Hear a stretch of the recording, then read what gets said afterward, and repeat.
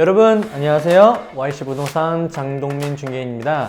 네, 2024년 이렇게 또 첫 영상으로 여러분들께 인사를 드리게 됐는데요. 이제 곧 있으면 토론토에도 또 따뜻한 봄이 올 것 같은데요. 아무래도 날씨가 좀 따뜻해지면 부동산 시장도 활발해지는 이제 봄마켓이라고 하죠. 그래서 이 봄마켓에 맞추어서 현재 세일을 고민 중이시거나 아니면 내 집의 분위기를 좀 바꿔보기 위해서 레노베이션을 생각하시고 있는 분들을 위해서 정보를 좀 드리고자 이렇게 카메라 앞에 섰습니다. 네, 오늘 다양한 포인트들을 말씀드릴 예정인데요. 콘도 레노베이션의 장점 중 첫 번째는 아무래도 거주 시 굉장히 큰 만족감을 느낄 수 있다는 것입니다. 아무래도 내가 집을 처음 샀을 때 가전제품이라든지 아니면 벽 색깔, 화장실, 키친 등 다양한 것들이 내가 마음에 들지 않는 피니쉬로 되어 있을 때가 많이 있죠. 그래서 그러한 부분들을 조금 수리를 하고 내가 원하던 집 스타일로 레노베이션을 했을 때 그 집에 거주하면서 굉장히 큰 만족감을 느낄 수 있습니다. 장점 두 번째는 내 집의 밸류를 높이기 위한 가장 확실한 방법입니다. 아무래도 저희 부동산 중개인들은 굉장히 다양한 집들을 비교하면서 손님들에게 현재 이 집에 대한 가치가 얼마인지를 측정을 해드리는데요. 같은 레이아웃이지만 다양한 레노베이션 상황에 맞춰서 가격을 플러스하기도 하고 마이너스하기도 하는데요. 이러한 레노베이션을 통해서 내 집을 굉장히 호감형으로 만들 수 있고 그에 따라서 집값이 올라가는 효과를 기대해 볼 수 있습니다. 장점 세 번째, 부동산에서 첫인상은 굉장히 중요하다는 것입니다. 저도 손님들과 집을 돌아다니다 보면 처음 문을 딱 열었을 때 바로 보여지는 그 풍경과 그리고 또 냄새라든지 그런 부분이 굉장히 호감이냐 비호감이냐를 판단할 수 있게 도와주는데요. 아무래도 집이 굉장히 깨끗하게 정돈이 되어 있다거나 아니면 레노베이션을 통해서 다양한 바이어들에게 내 집에 호감의 인상을 심어줄 수 있기 때문에 장점으로 꼽아볼 수 있을 것 같습니다. 장점 네 번째는 더 넓은 범위의 잠재적 바이어들에게 어필을 할 수 있다는 건데요. 예를 들어서 외곽에서 디태치 하우스에서 거주를 하시다가 토론토로 다운사이징을 하시는 경우 아니면 미국이든 다른 나라든 해외에서 왔다 갔다 하시면서 거주하시는 분들이 있죠. 그래서 현 집보다는 깨끗하게 모든 게 다 레노베이션이 되어 있다면 그러한 다양한 구매자들에게 어필을 할 수 있을 것 같습니다. 마지막 장점 다섯 번째는 현재 바이어들은 내 몸과 내 집만 들어가서 살 수 있는 ready to move in 컨디션을 선호하고 그에 따라 좀 더 빠른 세일 진행이 가능하다는 건데요. 예전 같은 경우는 아무래도 조금 더 레노베이션이 안 돼 있어도 들어가기 전에 레노베이션을 내 입맛에 맞게 좀 하시고 들어가는 부분이 있었다면 요즘 같은 경우는 아무래도 자재값도 금액이 좀 인플레이션 때문에 올라갔고 어플라이언스 같은 경우도 조금 유통이 좀 오래 걸리는 경우가 있기 때문에 요즘에는 그런 레노베이션이 미리 되어 있는 집들을 선호하시기 때문에 참고하시면 좋을 것 같습니다. 레노베이션의 단점 첫 번째는 초기 자본금이 많이 들 수 있다는 건데요. 아무래도 콘도라도 화장실이나 키친 그리고 바닥 같은 거를 모두 다 했을 때는 금액이 예를 들어서 5만 불이든 아니면 그 이상으로도 금액이 들어갈 수 있기 때문에 조금 초기 자본금이 많이 필요한 게 조금 단점이 될 수 있습니다. 단점 두 번째는 투자금 대비 손실이 발생할 수 있다는 건데요.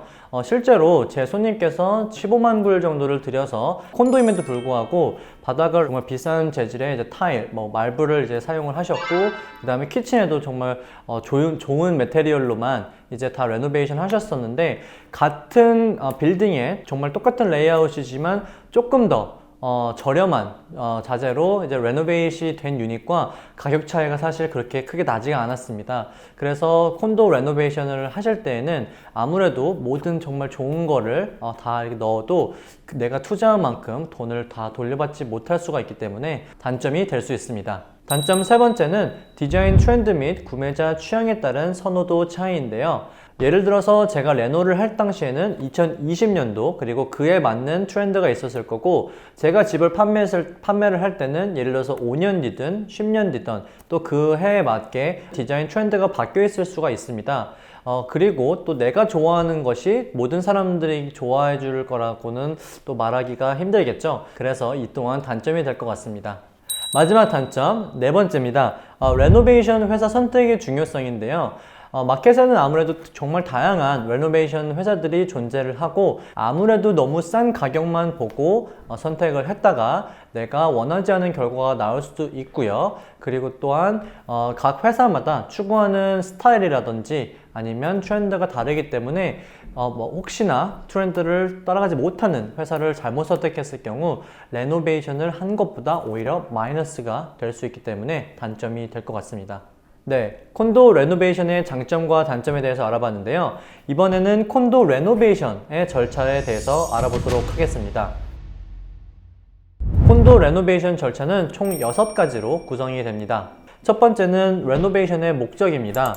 이 집을 레노를 하는 것이 내가 세일을 위한 것인지 아니면 나만의 스타일로 내가 원하는 집을 만들기 위해서 레노를 하는 것인지 목적을 정해야 되고 나의 상황에 맞는 버짓을 정해야 됩니다. 두 번째는 콘도 룰을 알아보셔야 됩니다.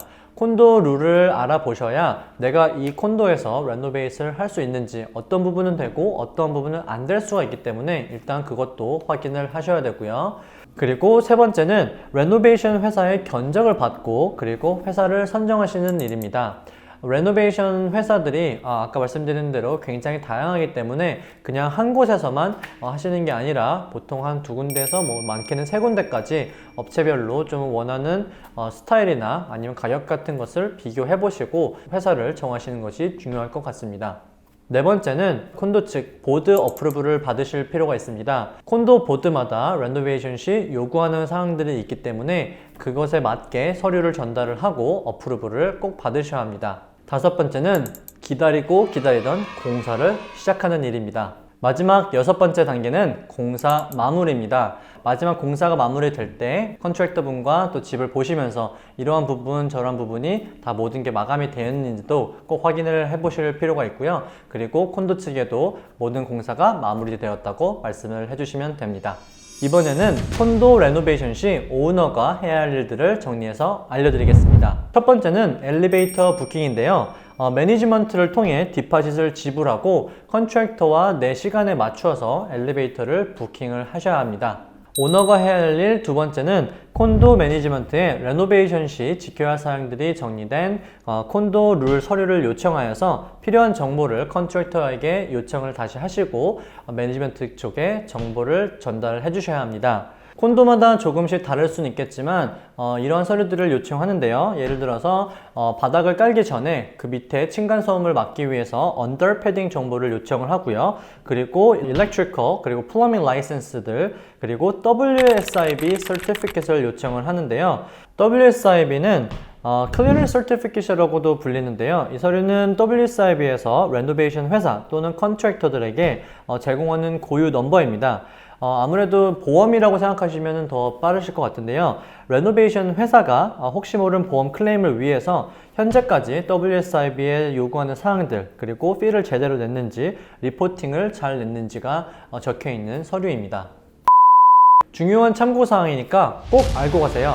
집을 살 때나 팔 때 스테러스 서티피킷이라는 것을 보통 변호사를 통해서 리뷰를 하는데요. 그 서티피킷 안에 내용을 보면 집 안에 메이저적인 공사가 된 부분이 있는지 없는지 그것을 확인하는 내용이 있습니다. 만약에 보드에 어프로벌이 없이 공사가 진행이 됐다면 정말 최악의 경우 모든 것을 다 원복해야 하는 상황까지 있기 때문에 그것은 꼭 중요시 하시고 레노베이션 시 돈을 좀 많이 절약하시고 싶다고 해서 라이센스가 없는 분들이거나 아니면 허락하지 않은 것들을 진행을 하신다면 매니지먼트에서 무언가 다른 것을 체크하러 왔다가 정말 의도치 않게 그러한 것들이 발견이 되는 경우가 있기 때문에 정말 공사를 하실 때는 꼭 콘도 보드에서 요청하는 사항들을 지키셔서 공사를 하실 것을 추천드립니다. 오너가 해야 할 일 세 번째는 키친 또는 화장실에 쓰여지는 다양한 아이템 그리고 하드웨어를 구매해서 컨트랙터에게 공사가 시작되기 전에 전달을 해주시는 게 필요합니다. 네, 마지막 네 번째는 컨트랙터에게 모든 것을 일임하지 마시고 내가 원하는 마감을 아이디어 또는 사진을 통해서 최대한 컨트랙터 분에게 전달을 클리어하게 해주시고 다양한 스토어들 꼭 같이 가셔가지고 함께 다양한 자재도 한번 보시고 그리고 고르시면 좋을 것 같습니다. 여기까지 콘도 레노베이션에 대해서 정보를 좀 드렸는데 어떻게 도움이 되셨을까 모르겠습니다.